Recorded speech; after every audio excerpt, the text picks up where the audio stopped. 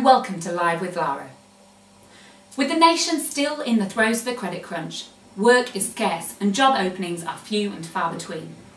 In this place, a new problem has arisen, with the power tipping towards the employees, as they realise in this current climate, employees are much less likely to quit their jobs. And if they are much less likely to quit their jobs, they are much more likely to take shoddy treatment and employer abuse. We have with us tonight two young professionals who have come forward to tell their stories. What you may hear may shock you. Consider yourself warned. I'd like to introduce Carrie McIntyre, who has recently been a sales executive at an estate agent. Hello. Hello. And Roger Grow, who used to work as a cashier at McDonald's. Hi, thanks for having me. Pleasure. Carrie, let's start with you. Tell us a little bit about how your employer mistreated you. Well, it wasn't so much what he did as what he said to me. Go on. It's okay. Go on. Well, you see, I used to have this routine at work in the mornings.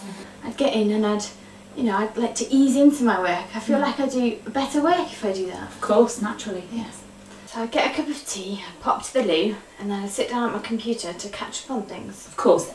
Emails from the night before, that sort of thing. Well, yes, but also I'd catch up on the news, what happened on Big Brother last night, things like that. Yeah, right, yes. Plus I needed to check my Facebook, which usually takes 10-15 minutes, but I had a lot of responses to my Facebook status and I really needed to reply to them. So it ended up being about 30 minutes, something like that. But that's not even 10% of my workday. Absolutely. What was this Facebook status? Carrie McIntyre is updating her Facebook status. Of course. And then, what happened then? My boss called me into his office, and then he said, sorry. Go on. He told me I was wasting his time. Wasting? I couldn't believe he used that word. He just doesn't understand. Some of these people that I've got on Facebook, I met them when they were clients. Well, one of them. So it's work related. And if I'm not social networking, then how am I supposed to promote the company on Facebook? Absolutely. Absolutely. So there we have it, folks. A faithful employee merely using the first 40 minutes. 45 minutes of her workday, liaising with potential clients, easing into her workload, and she gets a lecture from her tyrannical boss. Well, folks, it only gets worse from here.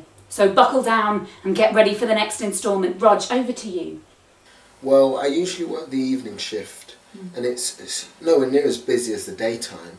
So some of my friends would come in, for a chat, make sure that I'd clean tables, wipe those down, rather than being behind the till, because then we can just talk for a bit, I didn't do anything like her. I didn't waste anywhere near as much time. Right, so you got into trouble for this, right? Well, no, my boss was fine with it as long as I got my job done. It was just that, well, some of my friends would ask for free things, free fries or free drink. I think they thought I got free food because I worked there, like staff discount. Right, but free food is not a store policy, is it? No, not really. But they're friends and they don't have anywhere near as much money as McDonald's. Also, I'm a Christian. Doesn't the Bible say something about giving to the needy, so... So you would give them... Just little things, free fries, ice cream with Smarties on, supersized meal. And this was construed as wrong somehow? My manager saw one time and he took me into his office and told me how I wasn't really supposed to be giving out free food. And I was like, whatever, man. It's like, I can't even believe that he spoke to me like that. He's not the boss of me. Well, actually. Well, what happened next then? So you stopped giving out free food, or...? Well, mostly. When my manager wasn't around, I'd still give free stuff out, sticking it to the man and all that. Besides, if no one sees me, it doesn't really count, does it? Anyway, there was this one night when I was working and this girl came in and she was really nice, so, we were talking and I gave her a free drink and she had some friends, so they got a free drink each as well. This was a one-time thing? Well, it was the last time. I mean, my manager caught me and he sacked me, fired me right there and then. I mean, told me that what I was doing was actually stealing. We chucked that stuff away anyway. It's ridiculous. Absolutely. But I got him back though. Really, how? Let's just say you don't want to be trying the milkshakes in that McDonald's. Right, and Carrie, what about you?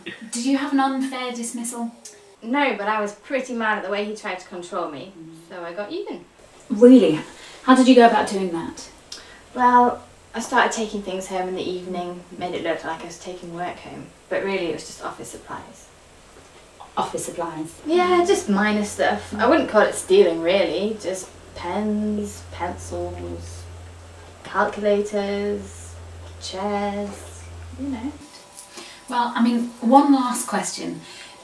Some people, however wrongly they may think this, may suggest that what you did was not quite so innocent, and they may believe that you entered into a covenant with your employer that you broke.